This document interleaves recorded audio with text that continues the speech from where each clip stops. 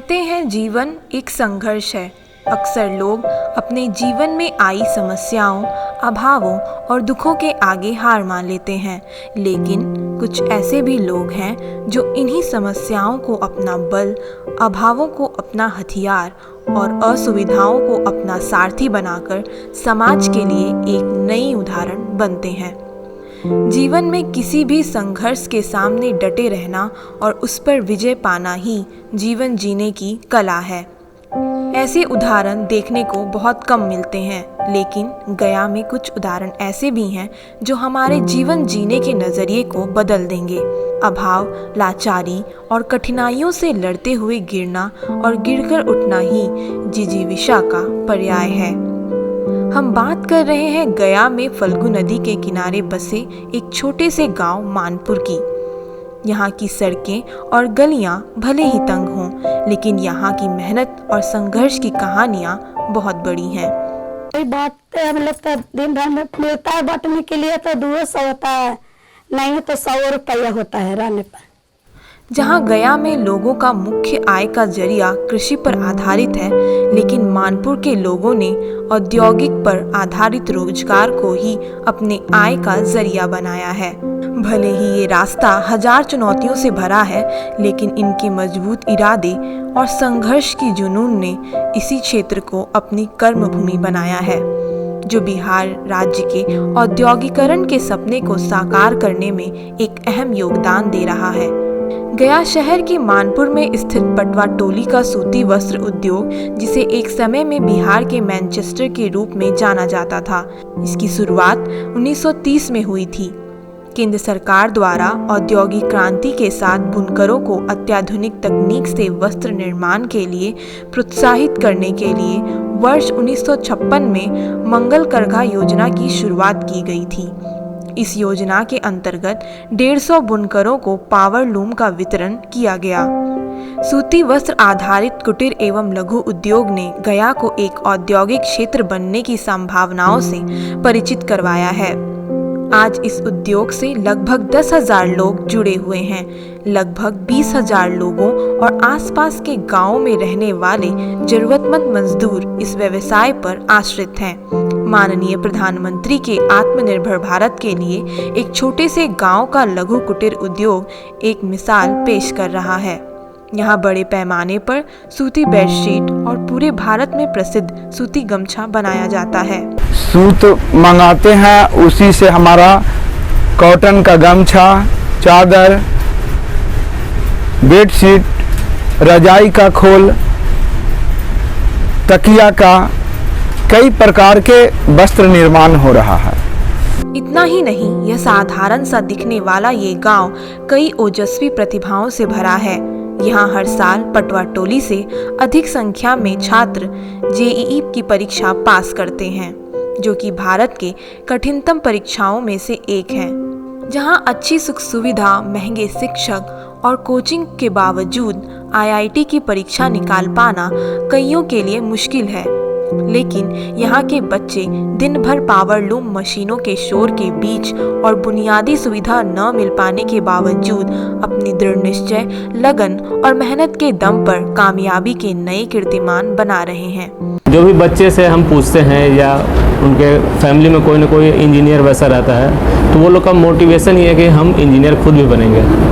तो बचपन से ये मोटिवेशन है ये। तो यहाँ पे जो शोर शराबा है तो उनके खून में वो है, उनसे वो उतना फ़र्क नहीं पड़ता है। बस उनका जुनून है बस पढ़ने का, और उस जुनून के लिए हम लोग जितना कर पाए वो हमारे लिए बहुत अच्छी बात है।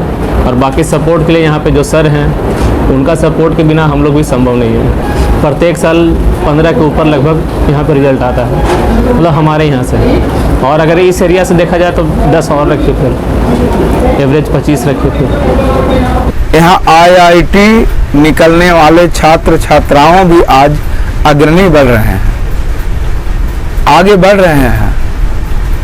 लगभग कई घरों में यहाँ के बुनकर का बेटा आज इंजीनियर बन गया है। अपने पिता को आज इस उद्योग में मदद कर रहा है। सरकार को करना चाहिए मदद, लेकिन कर रहा है उसका बाल बच्चा कि चलो पुश्तैनी धंधा है, पिताजी थोड़ा सा और दे दो, मदद कर दो इनको, ताकि ये अपने वहाँ का जीविका पालन करने के लिए लोगों को रोजगार दे, ऐसा स्थिति है। लेकिन इतनी प्रतिभाओं और असाधारण क्षमताओं के बावजूद इस गांव की प्रगति में कुछ खास रफ्तार देखने को नहीं मिल रही है। इसका सबसे बड़ा कारण यहाँ के लघु कुटीर उद्योग का विकसित न हो पाना है। कई कारणों से यह उद्योग दूसरे राज्यों के सूती उद्योग के मुकाबले खुद को विकसित कर पाने में असफल रहा है। यहाँ के बुनकरों के लिए अपना अस्तित्व बचा पाना सबसे बड़ी चुनौती है। इस उद्योग से जुड़े लोगों को अपने मेहनत के अनुसार मुनाफा मिल पाना भी कठिन हो चला है, जिसके कारण पारंपरिक और कई पुश्तों से चलने वाला ये उद्योग अब बंद होने की कगार पे है। सूती उद्योग से जुड़े लोगों को अब इस उद्योग को छोड़कर मजबूरन दूसरे राज्यों में जाकर मजदूरी करना पड़ रहा है। इस उद्योग से जुड़ी सबसे बड़ी समस्या तकनीकी तौर से उन्नत मशीनों के आगे न टिक पाना है, जिसके कारण यह व्यवसाय लगातार पिछड़ता जा रहा है। बुनकरों के लिए अभी तक कोई कर्ज का नीति अलग से नहीं है। जो भी मिलता है वो केवाला दीजिए तो बैंक से लोन मिलेगा। जहां लुधियाना और कानपुर का उद्योग अपनी तकनीकी के दम पर आगे बढ़ते जा रहे हैं, तो वहीं व्यापार में बढ़ते प्रतिस्पर्धाओं के बीच कारीगरों को बेहतर प्रशिक्षण न होने के कारण भी यह उद्योग ग्राहकों तक अपनी पहुंच बनाने में असफल रहा है। बुनकरों का भविष्य बुनने वाले धागों के लिए भी दूसरे राज्यों पर आश्रित रहना पड़ता है। पहले धागों की आपूर्ति गया, भागलपुर, मोकामा सहित कई अन्य क्षेत्रों से होती थी, लेकिन धीरे धीरे ये कारखाने बंद हो गए, जिसके कारण कपड़े बनने की लागत और बढ़ गई। बिजली की दरों में बढ़ोतरी और 24 घंटे बिजली की सुविधा न होना इस व्यवसाय की उन्नति में बड़ी बाधा है। बिजली दर यहाँ पर ज़्यादा है, महंगा है, और बिजली दर के हिसाब से हम लोग का जो है तो पीछे होते जा रहे हैं। आज हम लोग ये टांडा का लगनी चादर बनाते थे, तो उसमें भी मजदूरी का अंतर है। बिजली का हम लोग के बिजली ज़्यादा पैसा लगता है बिजली का। पहले लाइट नहीं था सही से, 2-4 घंटा लाइट मिलता था, बाकी जनरेटर से काम होता था, तो जनरेटर खर्चा अलग था। एक तरफ जहां अन्य राज्य में सरकारी योजनाओं का फायदा उठाकर उद्योग फल फूल रहे हैं, तो वहीं मदद के लिए तरसते लोगों की आंखें और छलकते आंसू सरकार से मदद की गुहार कर रहे हैं।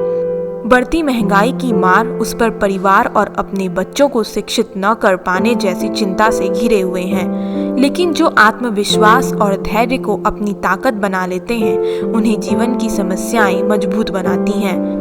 ये सभी विपरीत परिस्थितियों के बावजूद इस कला, व्यवसाय और कई लोगों के जीविकोपार्जन को बचाए रखने के लिए बुनकरों ने अपना काम बंद नहीं किया है।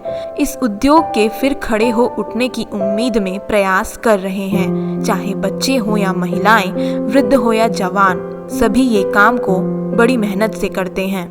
4-5 घंटा हम लोग समय इसमें पूरा देते हैं, और उसका घर का भी काम करते हैं, खाना बनाते हैं भी, ये भी काम करते हैं, दोनों करते हैं। जब सपने बड़े होते हैं तो समस्याएं छोटी लगने लगती हैं।